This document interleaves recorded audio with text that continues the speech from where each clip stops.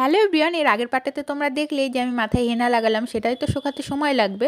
তো তার মধ্যে ভাবলাম যে চলো মাকে একটু সবজি কেটে দিই, সময়টাও মানে চলে যাবে আর সময়টা কাজেও লাগবে আর কি। তো এখানে বাঁধাকপি কেটে নিয়েছি আর মাংস এনেছিল মা, সেই জন্য পেঁয়াজ রসুন আলু সব কিছু কেটে কুটে দিয়েছি। আর এখানে মা ভাই দুপুরবেলা আমার জন্য কুল নিয়ে এসেছিলো, সেগুলো এখন আমি বসে বসে খাবো আর কি। মানে চুলটা এখন আমার শুকায়নি, টাইম পাস করছি আমি।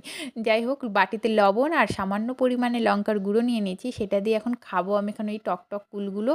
আমার তো এখন দেখে এখনও জিভে প্রচণ্ড পরিমাণে জল আসছিল, আর টক মানে প্রচণ্ড টক ছিল ওই কুলগুলো। যাই হোক, মুখে দিয়ে আমার রিয়াকশান দেখে বুঝে গেলে।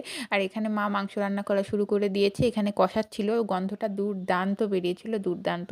যাই হোক, স্নান টান করে তাড়াতাড়ি করে চলে এলাম খেতে। আর মায়ের এখানে লাল লাল মাংসের ঝোল রেডি, বাঁধাকপির ঘন্ট পাঁপড় ভাজা দিয়ে বসে পড়েছি ভাত খেতে। এখন খেয়ে দিয়ে নিয়ে একটু সময় কাটিয়ে তারপর আজকে বাড়ি চলে যাব। যাই হোক, এখন এই যে রোদ্রে বসে এখন চুলগুলোকে ভালো করে শুকিয়ে নিচ্ছি। চলো দেখা হবে আবার নতুন কোনো ভিডিওতে, সবাইকে